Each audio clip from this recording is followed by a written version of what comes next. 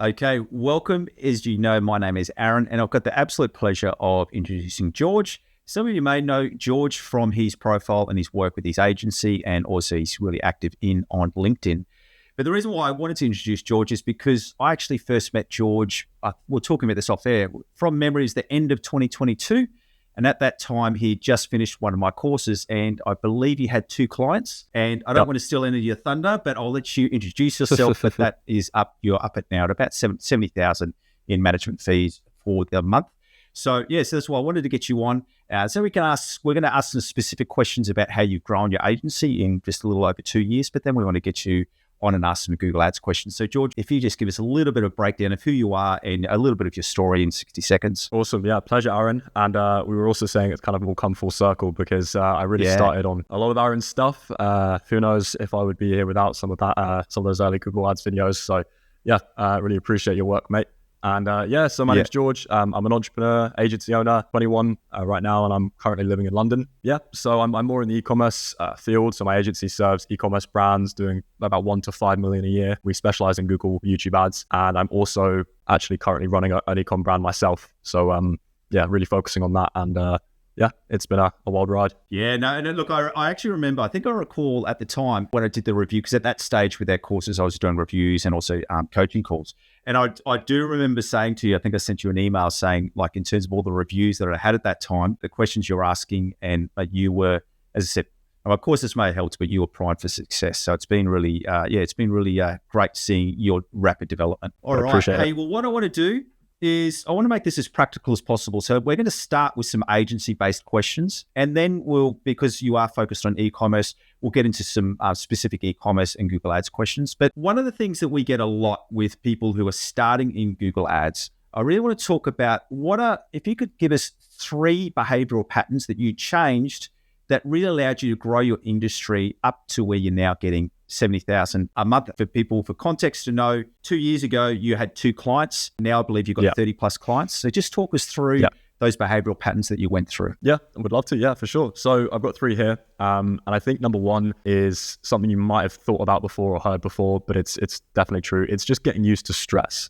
If you want to build a business, you want to go down the freelancing route, agency owner route, entrepreneurial route, you have to really get used to stress and balance your stress management. And what I found is the more money you make, the more stress you take on. Okay. And I truly believe that if you put the work in and you take your time and you give yourself a long enough period over the years, you'll be able to make pretty much however much you want to make, right? Within reason. But the trade-off for that is how much stress you have in your life, right? So, running an agency back when I had 2 or 3 clients, it was stressful, don't get me wrong, because I was trying to work out everything and learn everything.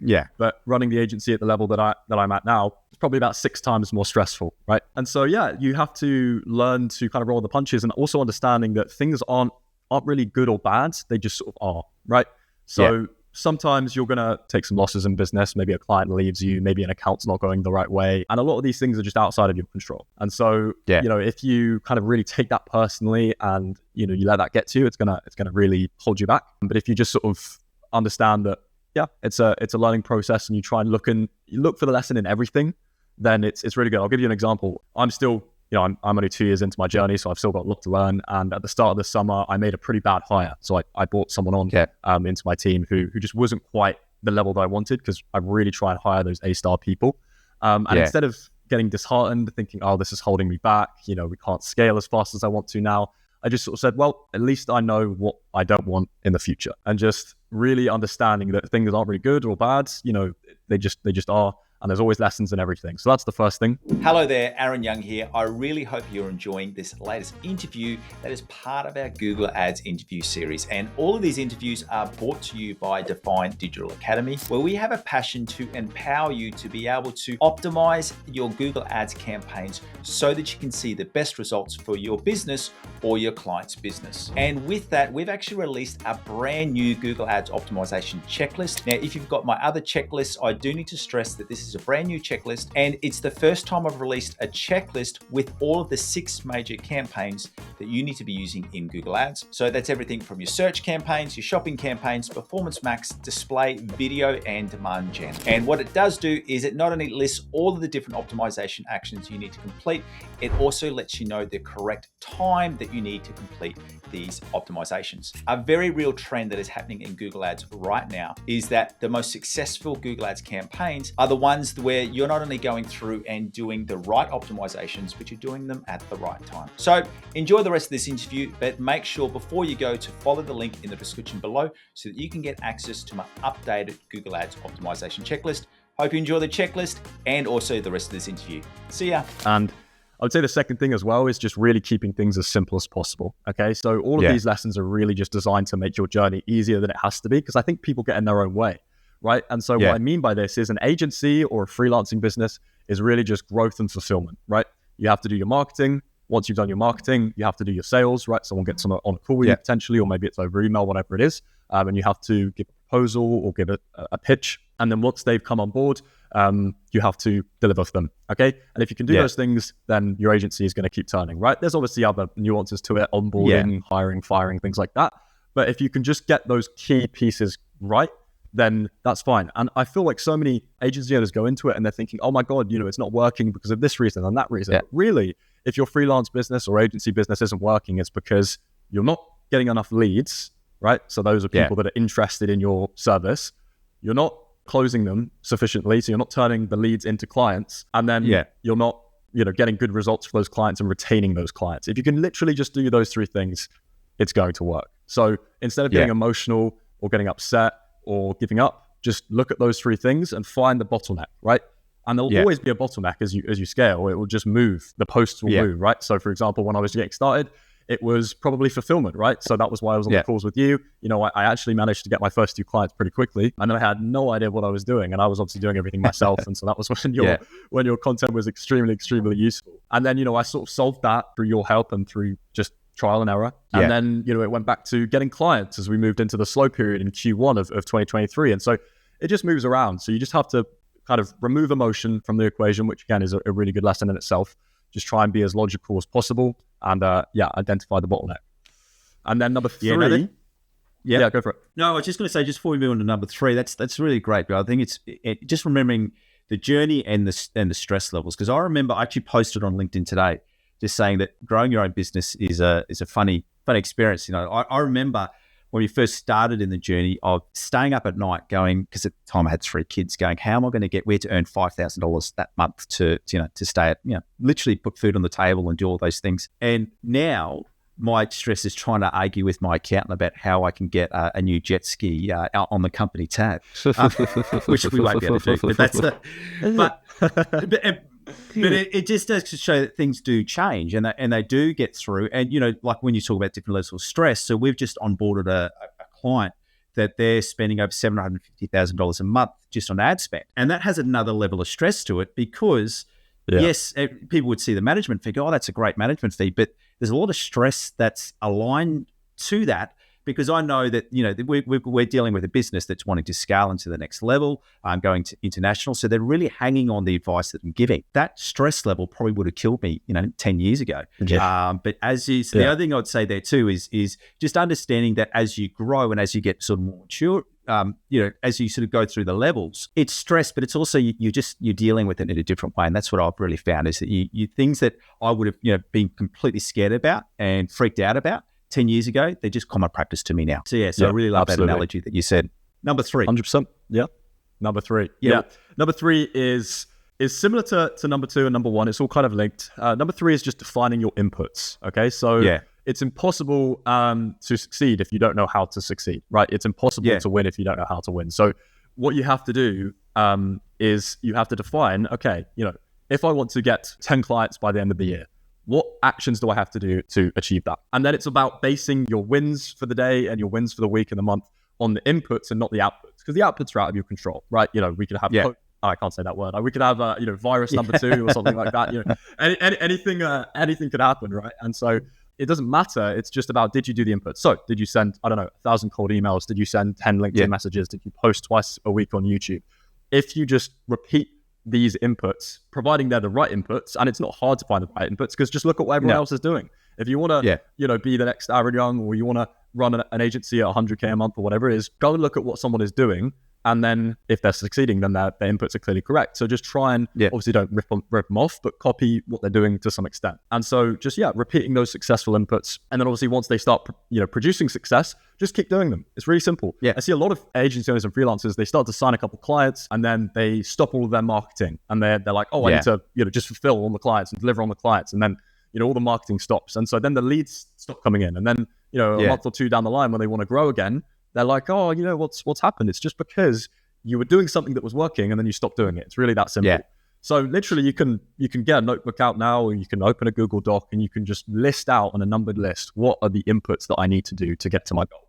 And I can tell you for free, if you want to get to 100K a month agency, it's going to be posting content. It's going to be doing outbound. It's going to be, maybe running ads, but that's an optional one. And then it's obviously going to be doing sales calls, right? And it's going to be, making sure you're managing your team, doing hiring activities every day. It's another one that people forget. If you want to transition from freelancer to agency, the difference is simply doing everything yourself to having a team do something for you. And when it comes to having a team doing something for you, hiring is really the key thing that you need to think about. I really love what you're saying there, George. And the thing is that changing those behavioral patterns, it's actually got nothing to do with your age. So, you got onto that really, really early. My story was, we run a business, as I said, since 2010. From 2016, we've focused purely on Google Ads, freelancing, and little agencies from there. So we hit multiple six figures income in 2014, but some of that was other business, but say 2016 in Google Ads. But then we stayed at the same level up until 2022. And then it was in the factor from 2022 through to the end of 2022. In 12 months, we went from what we're earning in a year, we were now earning that in a month. And I phrase this term, which sounds like it should be in a bumper sticker or a coffee mug, but it's like if you want to change your life, you need to change your calendar. And it's coming back to what you're talking about. So I did a take on my business and went, how do we get clients and how do we earn money? Yeah. And I just went 80% of my week is focused on that. Then I brought in other people to look after the other important tasks. And it's really defining what brings money, what's important. And you're really keeping you focused on what's building the income, and which for me became content creation. And that's why we do 80% of our week is on content creation. So 100% agree with what you're saying there. And probably the extra 100%. Point I wanted to meet there is that you've got onto that, really early in your journey, which is amazing. What I would say to other people who are probably a little bit older, like me, is that the change can happen, but you've got to come back and change those core behaviors and really look at what are the levers which are going to really drive change. All right. Hey, let's move on. What's the biggest challenge in getting your first client? Because obviously getting the clients, which you talked about, content, all of those things, it's a process. Yeah. For someone who's got one client or two clients, what strategies did you implement to give businesses confidence to hire someone who, one, was younger, and two, had less experience than other agencies? Well, there's two questions in there really, isn't there? There's how do you go from one to two clients to more? And then also what gave them obviously confidence. So I'd say to the first one, it's just volume. Like very, very, very, very simply, it's just volume. Like you're never doing enough. And I promise you, as soon as you start doing more, you will get more clients. It's all just mathematics, right? If you post once a day, or if you post once a week rather, or you send X amount of outbound, or you spend this amount on ads in terms of acquiring clients, if you just double that volume, you will probably get double the leads. And then that will probably equate to double the clients, right? So it really is just that simple. And then in terms of giving brand owners confidence to come to someone like myself, really my sort of, I guess, success story, if you want to even call it that, is somewhat similar to yours, even though it's on a different platform. It really was content marketing. And I got my first few clients, and pretty much, I would say 90% of my clients to date through platforms like Twitter and LinkedIn. We have about close to 40,000 on both of those platforms combined.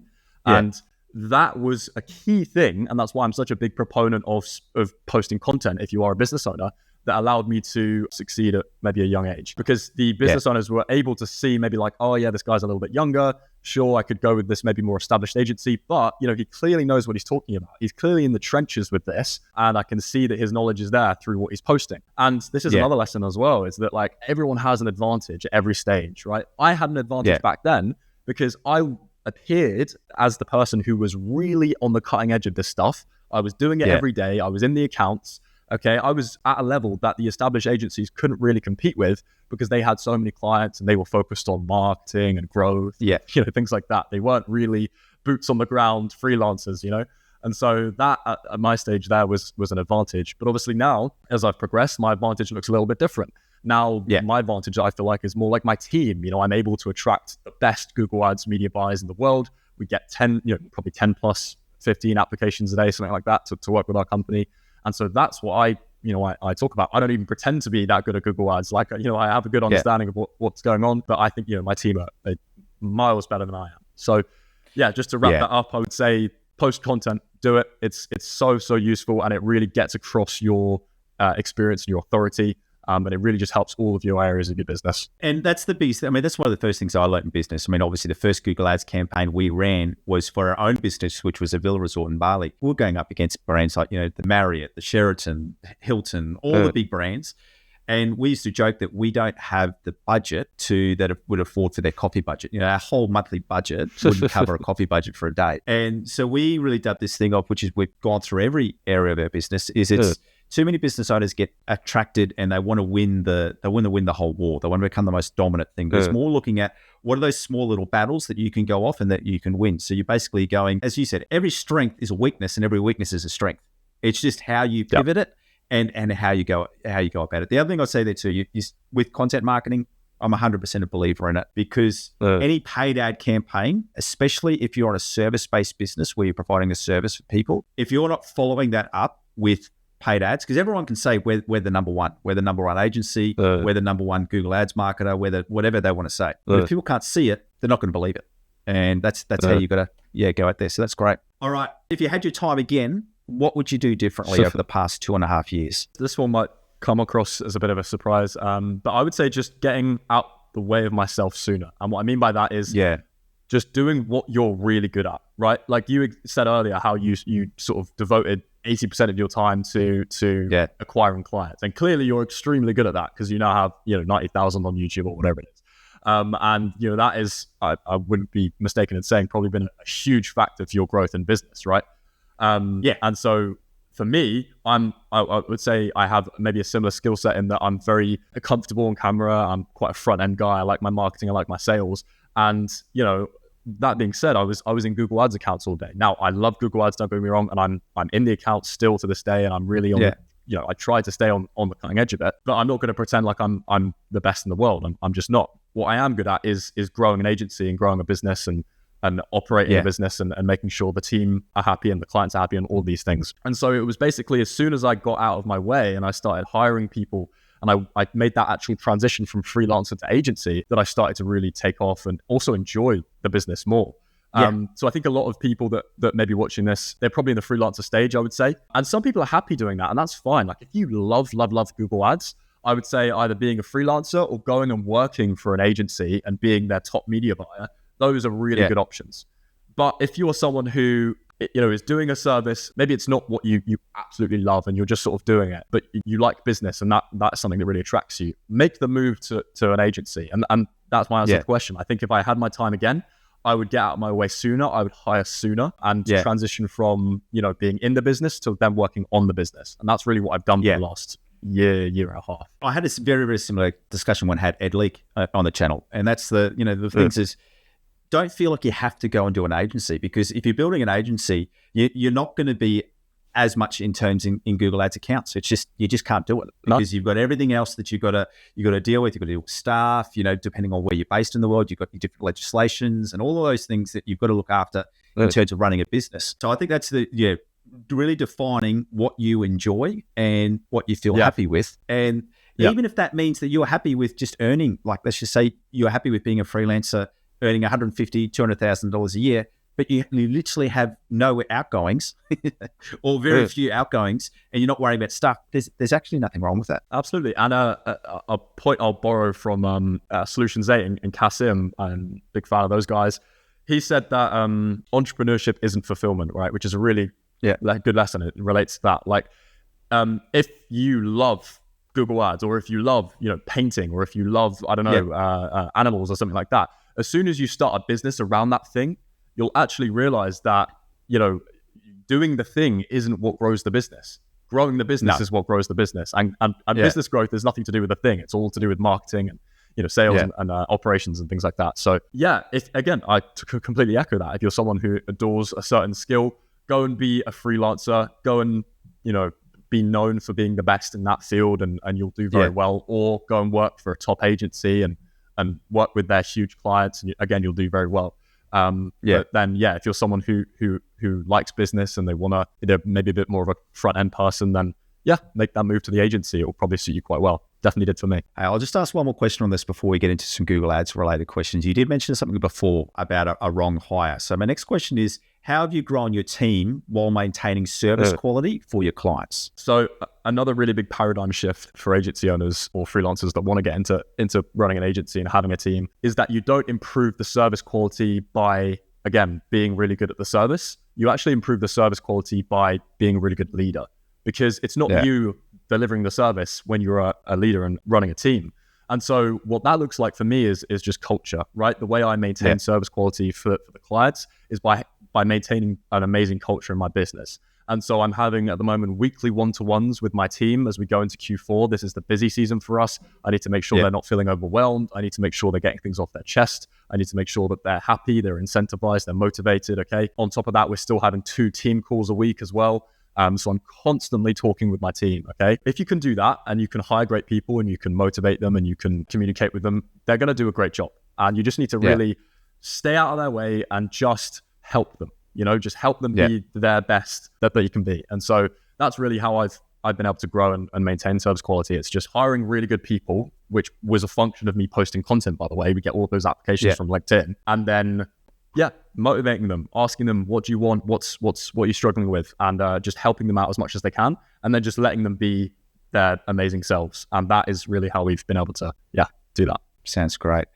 Hey, well, you did mention that we are coming into Q4, which is obviously the crazy time for a lot of, especially e-com brands. So we're going to change gear a little bit, and I've got a couple of Google Ads questions. So we're coming into, Black Friday, Cyber Monday, but then obviously for some brands, it leads into, Christmas, New Year, January, all of those things. For Southern Hemisphere countries as well, it's coming into summer. So there's just a whole heap of stuff happening there. So what structures are you using in Google Ads right now that are you finding that are working, that your team are outlaying? Yeah, it's a really good question. So I'm a big proponent of a full funnel structure within Google Ads. I think there's a little bit of a misconception in the industry, especially amongst brand owners, that Google Ads is really just for bottom of funnel branded traffic, right? It's just there to clean up traffic coming from Meta, people searching for your own brand name, and that's really all it does. But it does so much more than that. And especially in the last few years, Google has been really pushing towards interest targeting and top of funnel targeting, right? Back in the day, back in the Bali days, I'm sure it was really just keywords, wasn't it? Yeah. That's all you were doing. That's all you were thinking about. But now you can see, especially with the launch of PMax in 2021, and since then with demand gen as well, you now have all of these in-market segments and affinity segments that you can target within your campaigns. And that is essentially paid social, right? You're actually able to do paid social within your Google Ads account. And so that looks like YouTube ads, that looks like discovery ads, that looks like display ads, right? And so within all of our accounts, especially during the holiday season and BFCM, we are making sure to really push hard on YouTube Shorts ads, for example. Maybe some YouTube long form if they have that kind of creative. Definitely discovery ads, running actual statics through demand gen, which we'll talk about in a second, I'm sure. And that is actually one of the best ways to increase your account spend. What I find a lot of times is that brands are struggling to scale, and that's often because they may have actually maxed out a lot of the search volume that's there. If they're running quite a niche product, sometimes there's not too much more search volume to scale into, especially if you're constrained to one country. And so one of the best ways to break through that is not switching, but adding interest targeting and interest-based campaigns to your strategy. So to answer your question, we've got a very full funnel strategy. We've got sort of demand gen at the top of the funnel. That's actually one of the highest spending campaigns in the majority of our accounts, actually. And then obviously we've got middle funnel with Performance Max, making sure we exclude brand, still often feed only as well. And then obviously we've got our non-branded search. We've got our standard shopping in specific accounts as well. Some accounts don't do too well with PMax if they've got a lot of traffic coming from Meta. Sometimes we want a little bit more control with standard shopping. And then on the bottom of the funnel, we obviously have we're doing our remarketing, we're doing our branded search, branded shopping. So and you bring up some good points there. Is that a lot of times when I thankfully I'm able to, I'm in the rare position I get to review so many different accounts just for different community members, different students, larger accounts for different consulting contracts we're doing. And the biggest problem, there is a bit of a push, and this is generally from people probably more my age who have been in Google Ads. There's a bit of a negative towards Performance Max, towards demand gen. But when those campaign types aren't working, for me, it always comes back to they haven't got a strategy around behind it. And so generally for us, I know a lot of the way that we do a very, very similar strategy that we're using Performance Max and demand gen for scaling, getting that extra volume. We're essentially filling up the bottom of the funnel first on that targeting. For a lot of brands, that's the safer way to go around it so they can get the money back. And then from there, when we're engaging things like Performance Max, doing things like we're adding, not only adding the brand exclusions, but only bidding for new customers. So we're keeping our bottom of the funnel on search and shopping. Then we add in Performance Max. And then from there, once they've sort of filled that out, we then go even further into demand gen. But you need to make sure audiences are right, conversion is right. And one thing, I know when we're talking about e-commerce, when people say never to use Performance Max for service-based industries, like we just outlaid a service-based industry Performance Max campaign because they're getting conversion value brought in. They know exactly to the dollar how much that Performance Max campaign is bringing in their business in confirmed offline sales. So it's all about just making sure you've got the right strategy for it. The big thing that brands are missing with when it comes to Google Ads is that we're just focused on what's happening inside of the Google Ads dashboard. And we're forgetting about the change that's happening with the user, because the Google experience is about to change. Like, it's not going to be the old, keywords in there. It's going to start with keywords, and then it's going to move to a chat-based search feature. So this is where, that's the thing I'm trying to remind people, is you've got to adopt these new types of campaigns early, work out how to make them work. Because when when Google pushes the button and search moves over to chat-based search, the brands like yours that have already got demand gen or Performance Max running are going to be so far ahead of the game. It's not funny. Yeah. And there's also a discussion about creative as well. If someone, like, so many brands come to me and they say, YouTube Shorts ads don't work, or I don't know, demand gen doesn't work. It's like, what are in those campaigns really? Like, what are the users seeing? It's your creative, right? So it's like, if you look at Meta Ads managers, all they talk about is creative. It's just, when can we get more creative? We need to test more creative. It's like, this is just the same thing. When you're pushing ads on YouTube or top of funnel placements, you're pushing creative out there. So having great creative to test and split testing that creative is going to give you a higher CTR. It's going to give you a higher conversion rate. It's going to produce better results. And I think also too, especially when it comes to campaigns like that, like we had an ecom brand that we worked with for over 2 years, and our video campaign strategy didn't actually end in sales. It ended in app downloads, because that was the big driver for the business. Because we knew once we got them in their app, they were regular buys, super, super high lifetime value. So that's what we pushed. It was the video was so, and that's the other thing too, is think about the different types of campaigns. They all don't have to end with a sale. Obviously, we want that to be, but the main connection point can just be, let's get them involved in our brand. So whether on our email database, on our app, because once we get them on there, so that's the way we framed it, because they knew their app data. We go, well, if we could get app data signups for under $1, would you be happy with that? And they jumped at it, and that's what we focused on. Yeah. That's also a strategy we run during BFCM, because obviously CPCs get extremely expensive. Some brands will actually the bigger brands oftentimes will focus on driving traffic to an email sign up. And we're looking at how cheap can we get email signups, because 40-50% of their revenue comes from email. And so if we can get them more emails, qualified emails, then they're going to be laughing, whilst avoiding actually a lot of expensive traffic buying during the peak times. No, definitely. And especially for e-commerce brands, I think that's going to become the big mover in the future as well, is because there's all of these sites which are coming, like in Australia, Temu is, I think, the 4th biggest retailer now. So obviously a lot of brands go, well, that's not the same thing they're coming across, but they're a massive marketplace. If you don't own your own brand and own your own database, you're leaving yourself open for another person to come in. So it's all about really making sure that you are not only going for the end sale, but you're also trying to, get a client that's going to stick with your client's, brand for the long term. Let's jump into now. I want to go through a couple of questions just about, let's expand. So we'll combine it all together. And it's all about, how you're using Performance Max, how you're using your video campaigns, and you've mentioned that you are using demand gen. How are you using demand gen? So let's start with demand gen, because that's probably the big topic at the moment. Do you have any frameworks for how you use it, or when you use it, or when you don't use it? So what we are finding success with at the moment is really, we use it in the majority of accounts, absolutely. Now, obviously, if an account is new, if you don't have data, I would not recommend demand gen. It relies extremely heavily on smart bidding. And so if you have a new Google Ads account, 100% stick with your manual search and shopping campaigns, gather data, warm up your conversion actions, because demand gen bids for conversions or conversion value, similar to PMAX. And if you do not have data within your account, then how can it bid for conversions or conversion value? The campaign literally doesn't understand what that is for you. It doesn't know who your customer is yet. So I would say, similar recommendation: run your shopping, run your search, probably MCPC for at least 30 days. Get those 30 conversions or so. That's actually typically when we'll introduce PMAX. And then now it actually happens to be, I would say we bring in demand gen a little bit sooner than you. We pretty much will bring in demand gen as soon as we're bringing in PMAX. And at the moment we are, really within the campaign itself, separating ad groups in terms of creative. So we'll have, an ad group with the brand's winning video content. We'll then have a separate ad group with image content. And obviously you have to have a conversation in terms of how are you structuring the campaign so that you can get the best ad rank. So we make sure to sort of within the ad groups have sort of themed ads. So where we have, a specific theme of ad with ad copy that matches the creative as closely as possible so that there's the highest expected CTR or all those things that's actually going to end up boosting your ad rank. And really one of the main features that we use quite heavily is the beta that we have access to at the moment. I'm sure you do as well, where you can actually choose the exact placement that the videos show up on. So if you're running videos, you can actually specify, does the video run on YouTube Shorts? Does it run on YouTube InStream? That's something that we are really taking advantage of and obviously pushing mostly on Shorts, right? Because all of these brands have so much short form creative from TikTok or from Meta.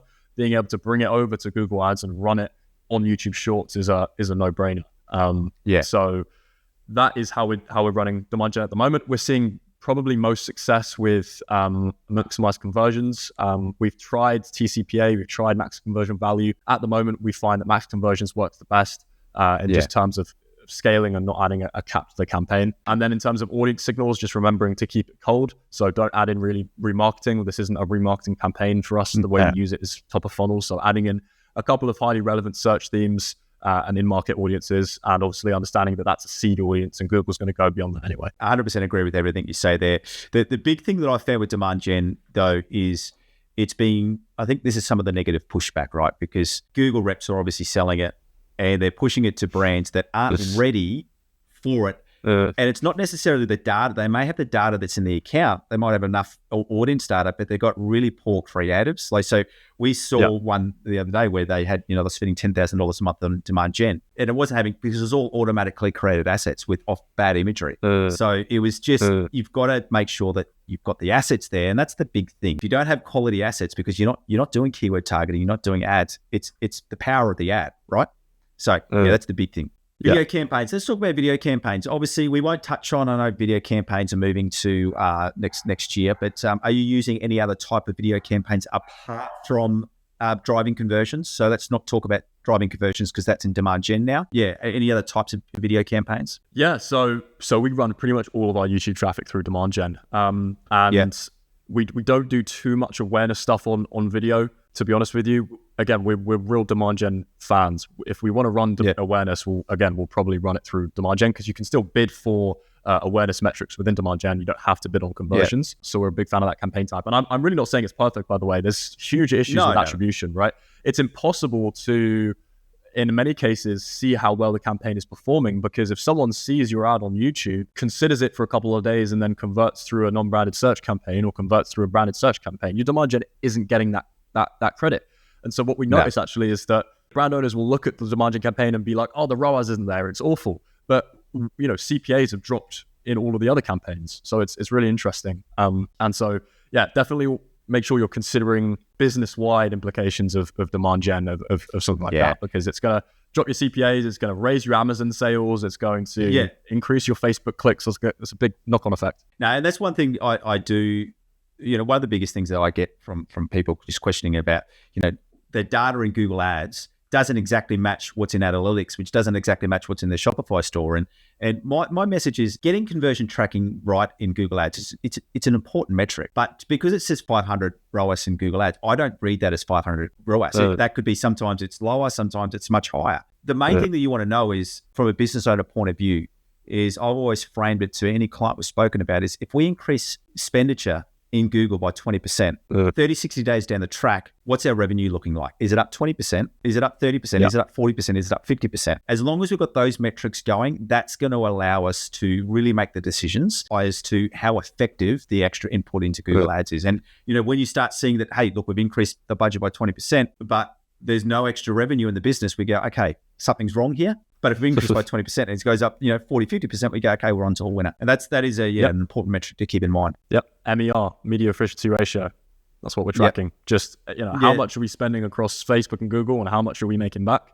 If we bump spend up on Google, is that metric improving, sort of thing? So, yeah, but it's hard. I feel you, because I think a lot of people, they want to see the success in the Google Ads campaign. They want to up the budgets, and then a week later, they want to see, boom, better ROAS. But it's so hard to do that at the top of the funnel. Yeah, and I think a lot of it does come back to Google for so long has been based on that. That's what they really sold themselves on. As you mentioned before, Google was for so long was just keyword, ad, did they buy, did they not buy? And it's really is changing to be so much bigger than that.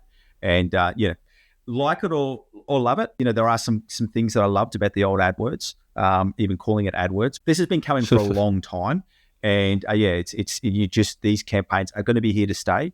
And with the changes that's going to come to Google search down the line, the way that the user sees Google search and interacts with their search history, brands that are not using these new types of campaigns are going to fall behind really, really quickly. George, it's been amazing having you here. I really, really thank you for your time. Any last comments or last recommendations or anything you want to share before we finish up? Not at all. I'll just say, anyone watching, if you're on the fence of starting a business, starting a freelancing business, maybe going with one of Aaron's courses, taking the risk and starting to learn a skill, just do it. You'll thank yourself later. If you can give yourself enough time, if you can give yourself, don't say 3 months, say 3 years, and you really stick to one thing, you will be thankful you've done it, because whether it succeeds or not, you'll develop an array of skills that you wouldn't have developed if you didn't do it. So Hey, George, it's been an absolute pleasure having you here. And as I said, I remember saying to my wife after our first coaching call, I said, this guy, he's like the best student we had through, and I just knew you were primed for success. So, kind words, but a lot of it has obviously off the back of what you've done